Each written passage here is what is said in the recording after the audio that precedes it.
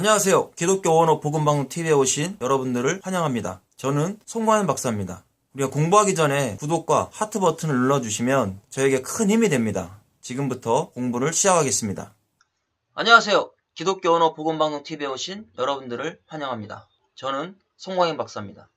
자, 이번 시간에는 우리가 알파벳 상형 의미 세 번째 시간으로서 눈부터 공부해 나가겠습니다. 오늘 처음 오신 분들은 앞에 있는 알레프부터 쭉 공부하시면 될 것 같습니다. 자, 오늘은 눈인데요. 자, 이 눈은 50 알파벳 숫자 체계를 가지고 있습니다. 물고기라는 상형에서 왔습니다. 이 눈 하면 물고기를 잊어버리시면 안 됩니다. 그리고 중요한 것이 구원과 탈출과 전환, 씨앗, 진리의 사역, 생명도 중요합니다. 이런 것들만 알고 계시면 이 밑에 부분들은 읽어보시면 돼요. 그렇게 크게 적용하진 않습니다. 근데 이제 이런 의미가 있다는 것을 제가 적어 놓은 겁니다. 안 좋은 의미로는 비뚤어진, 비틀기 이런 의미가 있고요. 이 규정도 좀 중요하니까 기억해 주시면 좋겠습니다. 자, 우리가 눈을 쓸 때는 이런 식으로 쓰시면 됩니다. 눈. 그 다음에 눈도 미형이 있어요. 미형. 이렇게 맨 뒤에 오면, 자, 우리가 요소의 아버지 이름이 눈입니다. 눈. 그래서 그 아버지 이름이 물고기라고 하는, 자, 이 눈은 번식하다라는 뜻이 있어요. 번식하다. 그래서 생명이 번식해 나가는 것을 의미해 주는 겁니다. 생명이 점점 펼쳐나간다. 그래서 물고기가 많은 알을 낳아가지고 생명들이 번져나가잖아요. 그런 의미로 보시면 될 것 같습니다. 그 다음은 사메크입니다. 사메크. 자, 사메크는 버팀목, 지주대, 요거 기억하시면 됩니다. 그래서 측정이라고 하는 의미가 있고요. 지지자, 친교, 상호주의, 그 다음에 받침대, 요 정도 기억하시면 됩니다. 우리가 의지하다라는 단어 중에 사마크라는 단어가 있어요. 사마크. 사마크. 의지하다. 자, 그럼 우리가 뭘 의지하냐? 십자가에 못 박히신 주님을 의지하는 겁니다. 이 사메크는 십자가도 상징해주고 있습니다. 그래서 우리가 페사흐라고 하는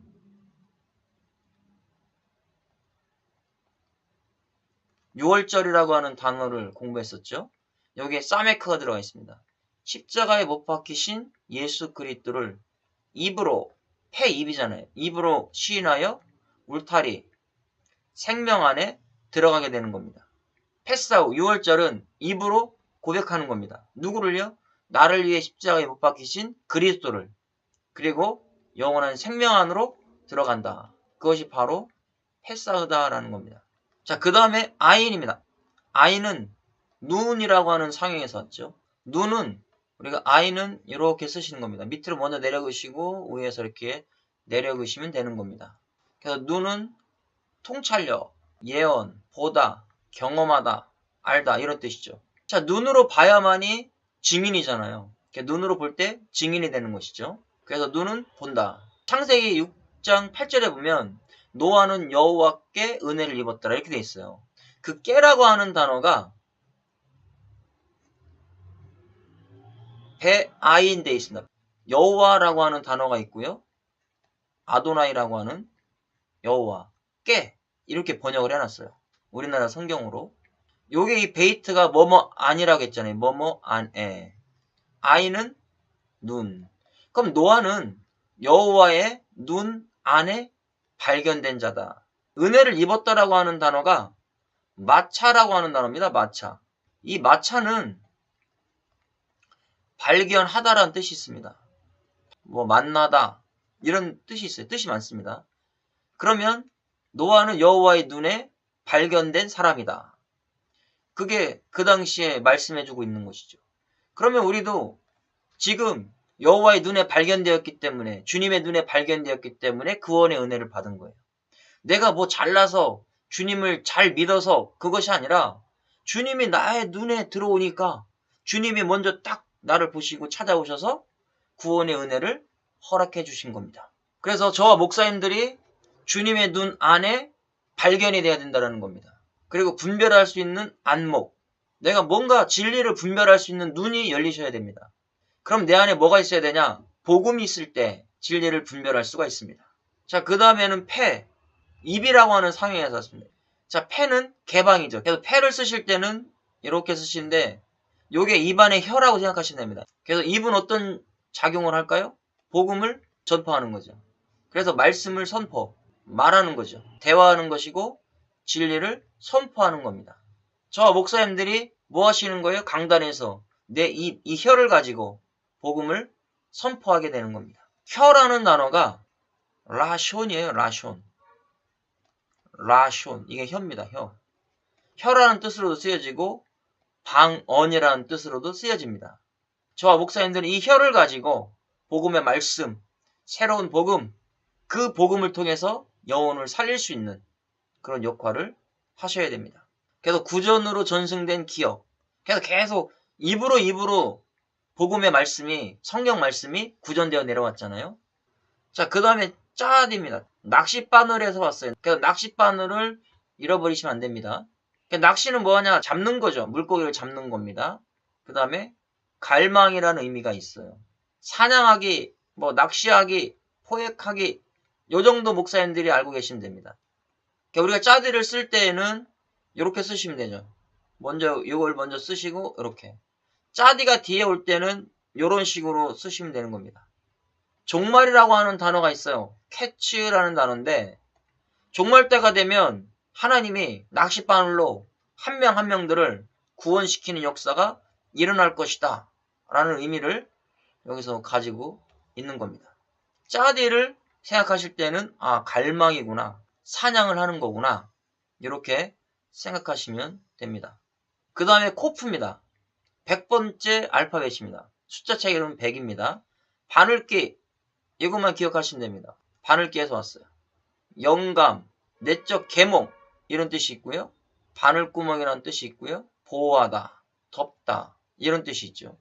그 다음에 소망, 이건 꼭 기억하셔야 됩니다. 부정적인 의미로는 토하다 이런 의미죠. 하나님이 토해버리신다고 했잖아요. 복음의 말씀을 받아들이지 않고 미지근하게 한다, 토해버리는 거죠. 저주하다라는 뜻도 있죠. 학살하다, 잘라내고 삭제해버리고 절단해버린다. 이런 의미가 다 들어가 있는 거예요. 그러면 우리가 종말이라고 하는 단어 캐치라고 했잖아요. 캐치 때가 되면 코프 어떻게 된다는 거예요? 복음의 말씀 안에 들어오지 않으면 다 잘라내버리겠다는 것이죠. 그래서 캐치는 카차츠라고 하는 동사에서 왔어요. 카차츠.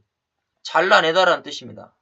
마지막 종말 때가 되면 하나님이 다 잘라버리는 거예요. 구원에서 잘라버리는 거예요. 뭐가 없으니까 잘라버리는 겁니까? 예수 그리스도의 복음이 없으니까 잘라내는 겁니다. 그게 바로 코프예요. 그래서 우리는 구원받은 백성은 소망을 가져야 되는데 하늘에 대한 소망, 이 땅의 소망이 아니라 하늘에 대한 소망을 가져야 될 것을 말씀해주고 있습니다.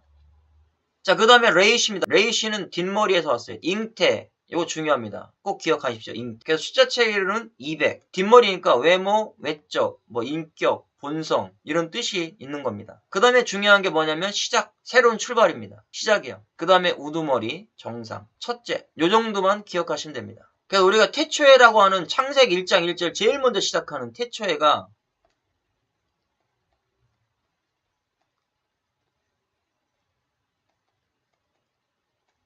자, 베레시트입니다. 자, 이 베레시트는 요 앞에 베이트가 있잖아요. 집, 레시트, 머리라고 하는 뜻에서 온 겁니다. 롯이라고 하는 단어인데 이 머리, 우두머리, 우리 우두머리 되시는 하나님께서 시작하셨다. 롯이는 우두머리라는 뜻도 있지만 시작이라는 뜻도 있습니다. 그 다음에 부정적인 의미로는 가난함, 비참함, 파괴, 또 허약함 이런 뜻이 있습니다. 이런 것들도 기억해 주시면 될 것 같습니다. 자, 그 다음에 쉰입니다. 숫자 차이가 300입니다. 쉰은 치아, 윗니, 신은 치아, 아랫니 이렇게 보시면 됩니다. 그래서 올바름이라고 하는 의미가 있고요. 변환되고 분석하다, 전송, 보낸다라는 의미도 기억해 주셔야 되고요. 여기 제일 중요한 거, 거룩한 이름 기억해 주셔야 됩니다. 우리가 6월절 매주자 기억나실 거예요. 매주자.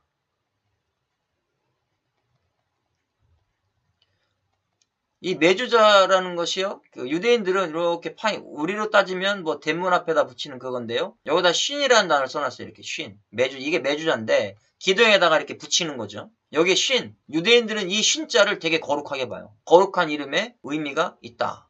그 다음에 발송한다라는 거 기억해야 된다고 말씀드렸습니다. 그 다음에 안 좋은 의미로는 소모하고 파괴하고 뭐 씹고 이런 의미가 있죠. 그래서 쉰은 우인리와 아랫리가 있다. 이거 기억해 주시면 될 것 같습니다. 자, 마지막 글자 타부입니다. 숫자가 400입니다. 타부는 십자가 표시에서 왔어요. 의미로는 목표. 이게 중요한 게 뭐냐면 생명.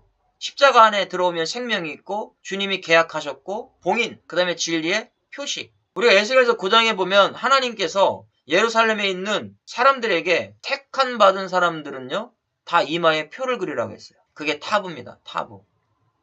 이 표시를 내는 겁니다. 표시. 이마에 이 타부가 박힌 사람들은 절대 건들지 말라고 했습니다. 그래서 이 타부는 뭐냐면 거듭난 백성의 확신, 예수 그리스도의 표. 계시록 13장에는 짐승의 표가 나오잖아요.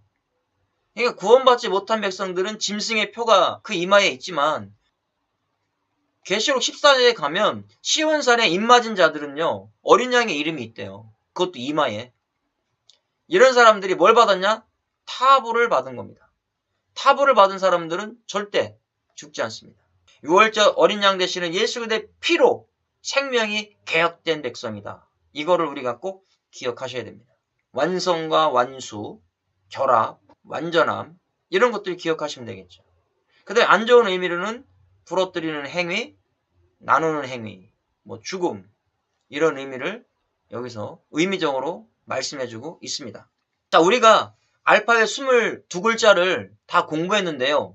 요 의미를 알고 계시면 목사님들이 설교를 활용하시는데 아주 좋습니다. 이 22글자는 반드시 익히셔야 되고요. 이 익히신 걸 가지고 설교에 하나하나 또 저하고 같이 또 설교를 작성하면서 또 풀어보려고 하고 있습니다. 목사님들 이해가 안 되신다면 계속 영상을 되돌려서 봐주시면 감사하겠습니다. 오늘 여기까지 공부하겠습니다. 수고하셨습니다.